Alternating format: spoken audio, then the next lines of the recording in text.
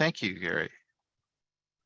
All right. Thank you, Gary. And thank you to Anita and Carolyn for inviting me. I was very flattered to see that my neighbors had been watching me and supporting me while I was on the show.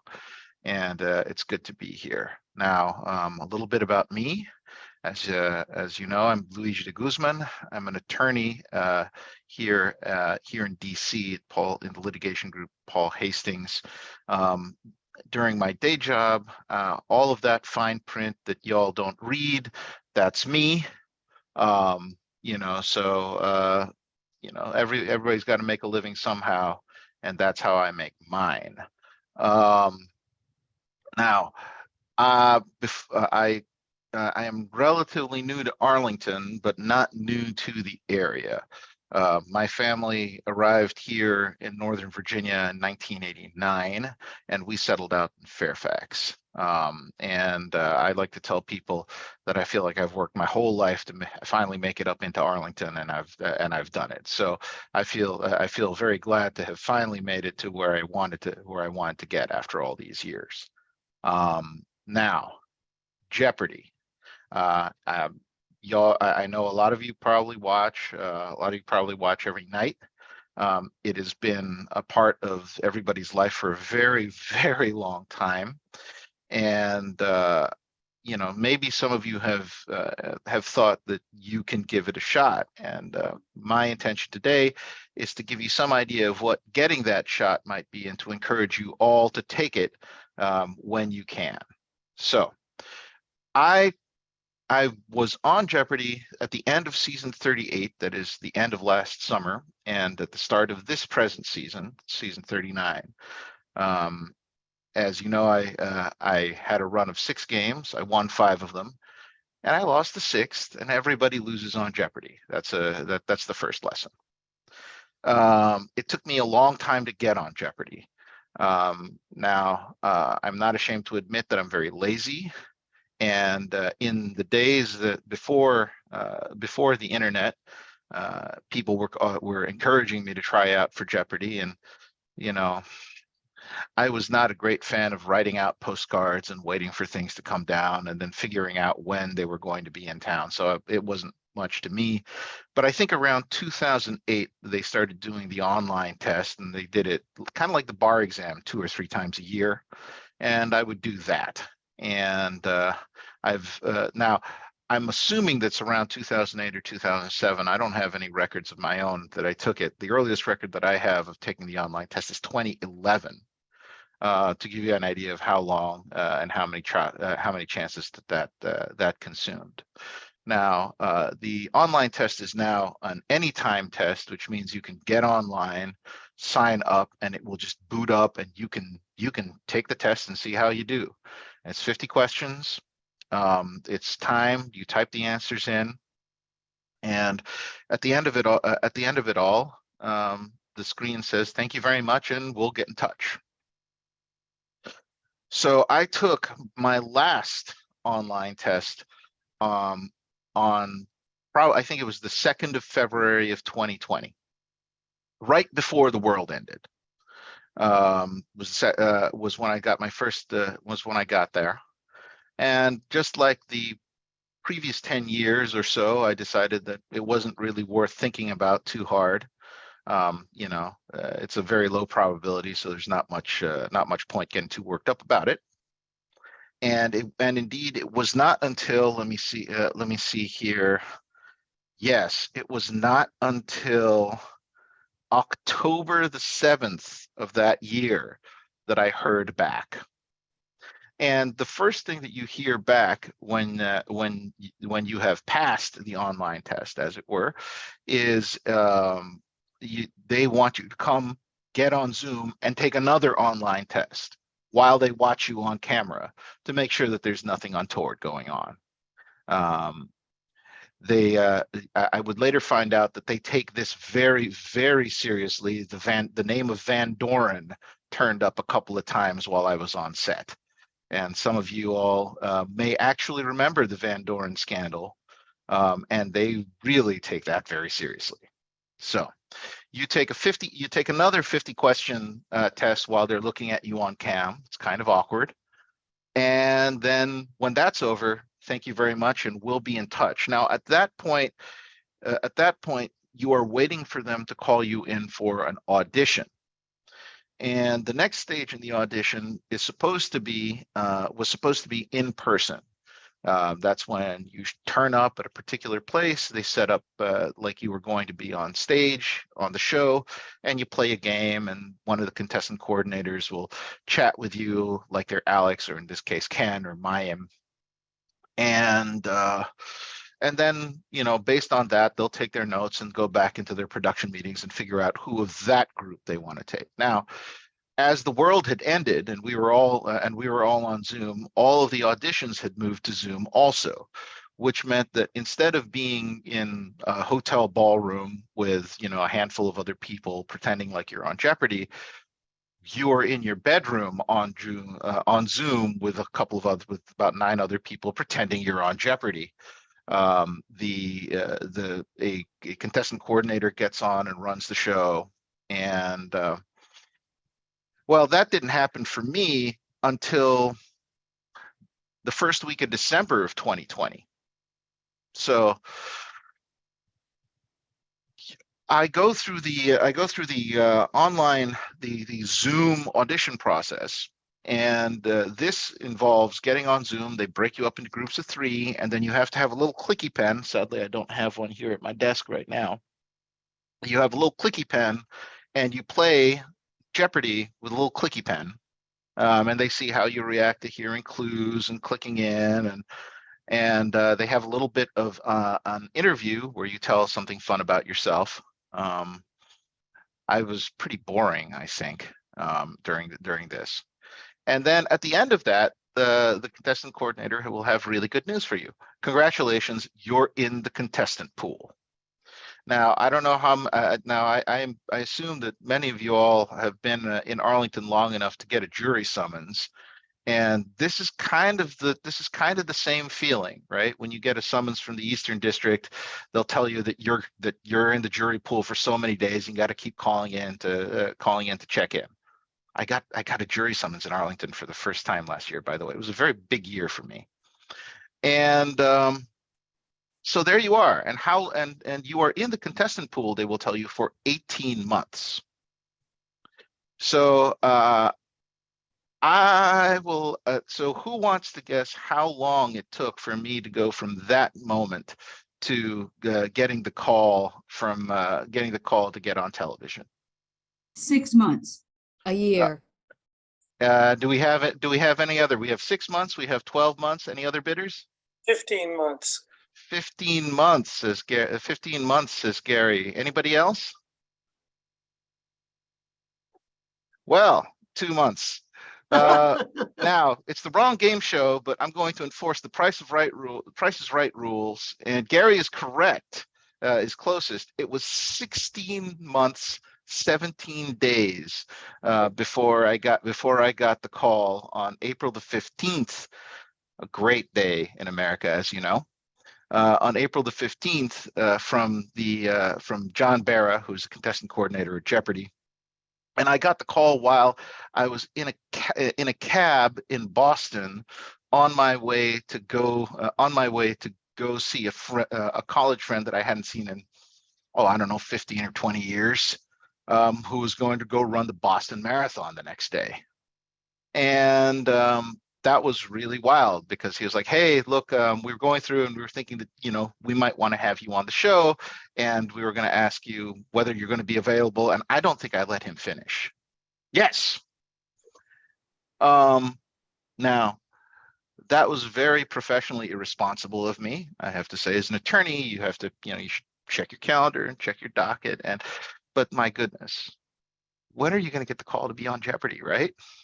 But I got the call and I said yes. And then I said, yeah, I think that's going to work. Well, I lucked out because the day that they needed me to come out and film was May the 17th. I had assumed that I had a hearing on June the 18th that I had to go to, and so I was going to be fine. Ladies and gentlemen, the hearing that I had to go to was on May the 18th. Fortunately, May the 17th was the final production day of that season of Jeopardy. And so I was going to have just about enough time to get the red eye back from Los Angeles, back to Dulles, and get myself cleaned up and go to court in Baltimore for this hearing. I'll get back to that in a bit. So now it's April the 15th. I have to go on shoot on May the 17th. That means I've got 4 weeks. Now, people always ask, what do you do to prepare for Jeopardy? And they're very surprised when I told them I didn't do anything. I didn't study particularly. I didn't do very much else but watch the show. And you can get a lot done for preparing for Jeopardy by just watching Jeopardy. And for those of you who are doubtless going to go out of this and take the anytime test, I encourage you tonight or the rest of whenever you do watch Jeopardy to play along every night. And I'm sure you all do. And if you all were like me, you would just shout the answers at your television from the couch. But the next step up in preparing for Jeopardy is to remember that you cannot answer until the host has stopped speaking. This is very big. And so as part of the preparation, I started sitting on my couch with my fingers ready.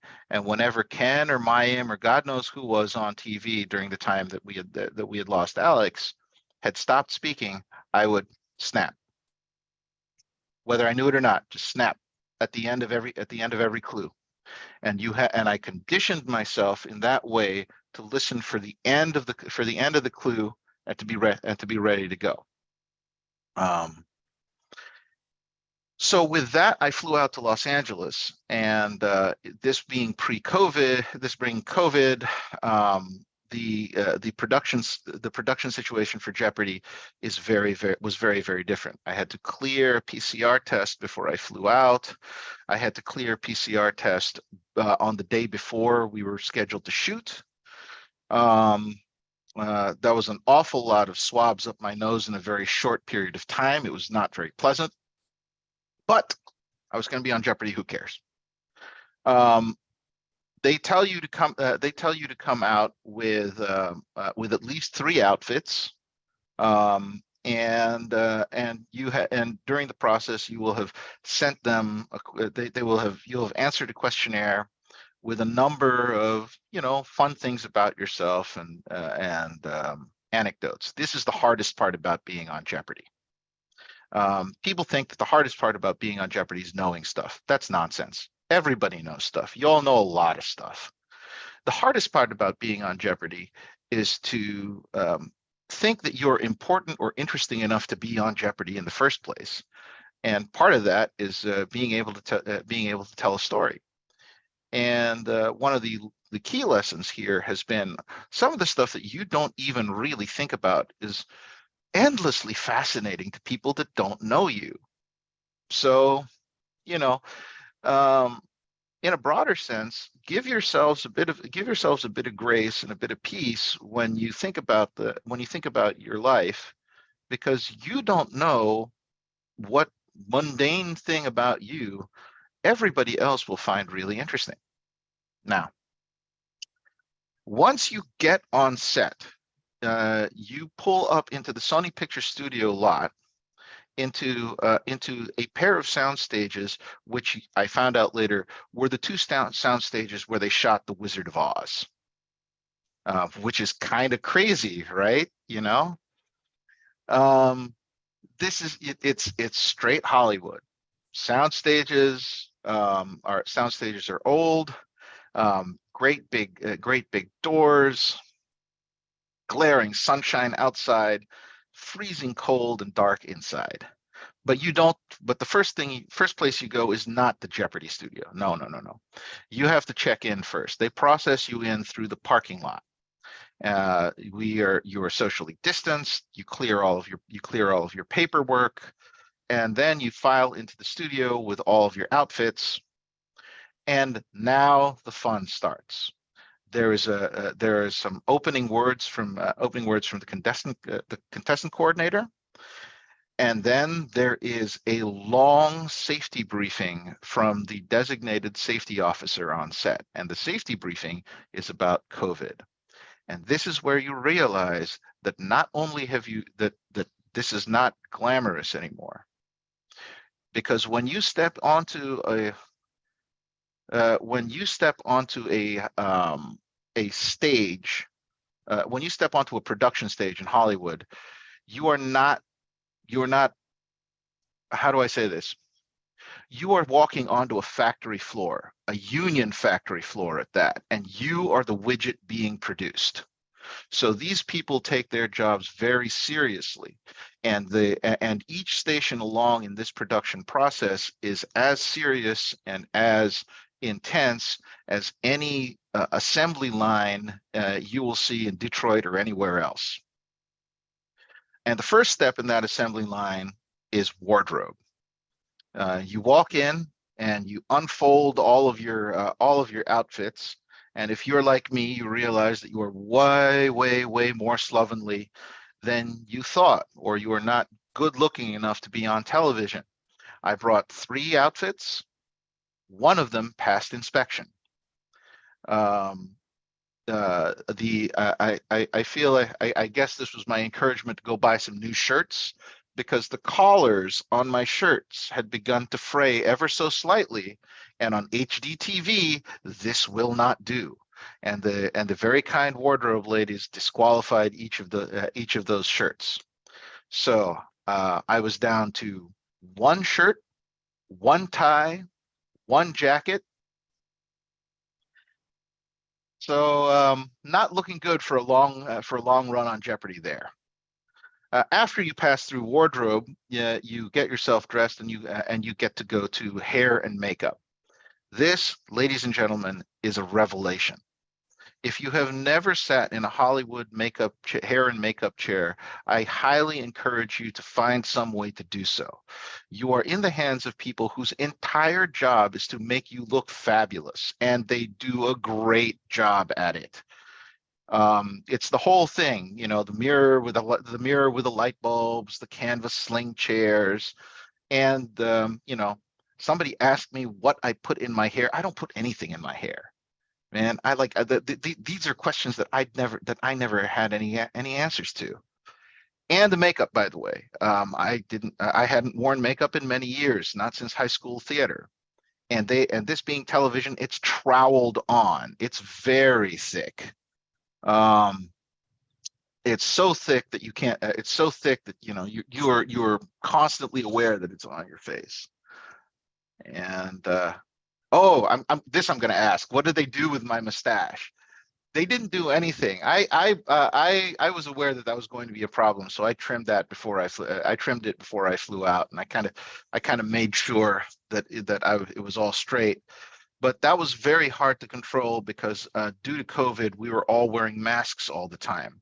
So the only time that we were allowed to be unmasked at any time was in the makeup chair or on stage. At all other times, I had an N95 on.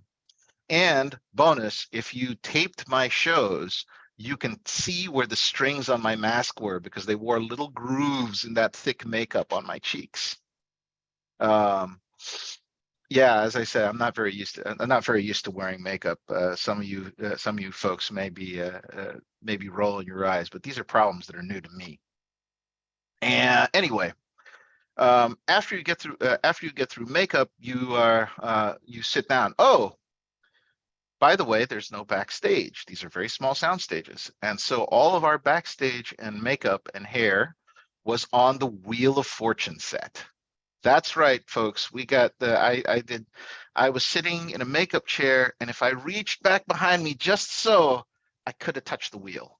I really wanted to touch the wheel. The wheel is so much smaller in person than it is on TV. You can't imagine. But there was a sign on the wheel that said, "Under no circumstances can anybody touch this wheel." I promise you that's so. I'm surprised they didn't have an armed guard. Well, did the hosts go to the same hair and makeup as the contestants? No, hosts enter from a different from a completely different side. So they get their own hair and makeup and green room on the Jeopardy set itself, which is the holy of holies. You are not allowed to enter until after all of this process is through.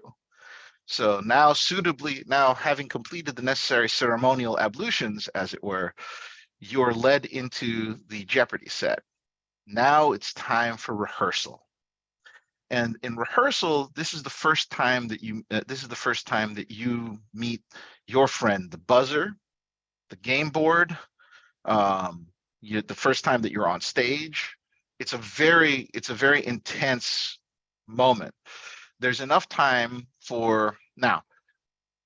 The number of people that come with you, that are in a particular tape day, are the total number of contestants in a week, right? So what is that? 15 plus 1 or 2 alternates in case something should go wrong.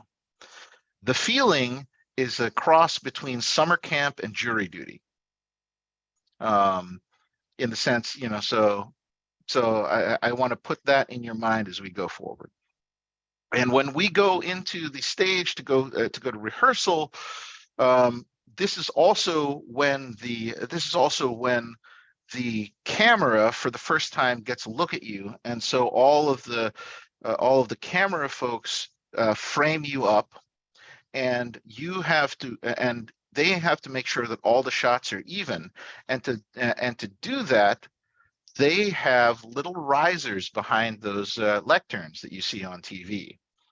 And to avoid having 20 different sizes of apple crate to stand on, the risers are electric, and they crank them up a little bit at a time.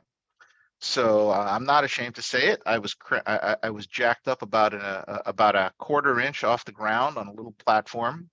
It's kind of unnerving because you can feel with the tips of your toe right the edge of a step. So you're standing there. You have the buzzer.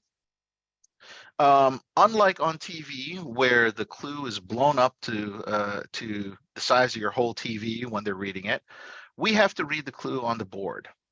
The board is maybe 15, 20 feet away, and each square on the board is about the size of an old TV, like from the 80s, right? This is when I found out I needed new glasses. I couldn't read the clue board at all. Too late now. So you are going to have I'm going to tell you all, for those of you that are going to get on the show, you're going to have a terrible time at rehearsal. Rehearsal is terrible. Your timing will be off. You will not understand how the buzzer works. You're going to come in early, and coming in early is the worst thing that can happen to you in Jeopardy, because if you jump the gun, if you false start, you're locked out for a quarter of a second, which is an eternity in a game that is measured in milliseconds. And so you're never going to feel great. Everybody gets to rotate through. You get to play two 15 clue half rounds, just to figure out what's going on. During this time also, they take your press photos, they shoot any promo video that they want from you. And then with all the rehearsals over, the returning champion gets to stay on podium number 1, and they draw for the first day. All of these matchups on Jeopardy are randomly drawn each day. So as each day plays, they draw new players. Now is a good time to tell you that each day each week that you see on stage, on screen, on TV at home, is 1 day of production. That is to say, 5 shows of Jeopardy are taped per production day. The first 3 days, so if you're watching the show Monday, Tuesday, Wednesday, that's from about 10 o'clock to almost noontime. And then at the end of Wednesday, usually, you're going to break for lunch. Then they take you down to the studio commissary, and they take you down to the studio commissary, and you have lunch. And then Thursday and Friday are the afternoon session. Now, when it finally comes time for you to get on stage,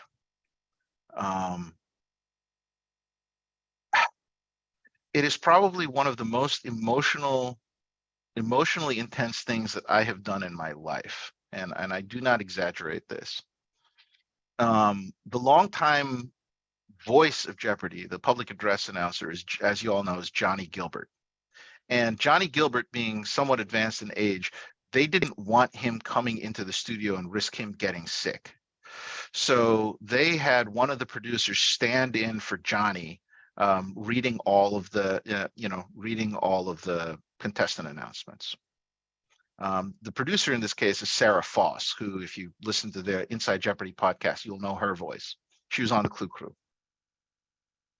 She doesn't sound anything like Johnny, but when you're standing there and you hear an attorney from Arlington, Virginia, Luigi de Guzman, you don't care who it says. In your mind, Johnny Gilbert just said your name on television, and you have just become a guest in 10 million living rooms all across America. Wow. Ken Jennings comes out on stage, and you will not remember a damn thing. You are so locked in, you are so concentrated that you are, when I was at home, I would be like, why do they stop after 15 clues, man? Like, why don't we just keep going? This is a waste of time. No, when you're on stage, the first 15 clues is so exhausting that when it stops, you feel like a fighter that's just been saved by the bell. When the director yells clear at that commercial break, you relax a little bit. You have 30 seconds to a minute, and then you come right back in. So now, if you've done very well, you end up and you are the Jeopardy champion, and that's an interesting story in itself. Now,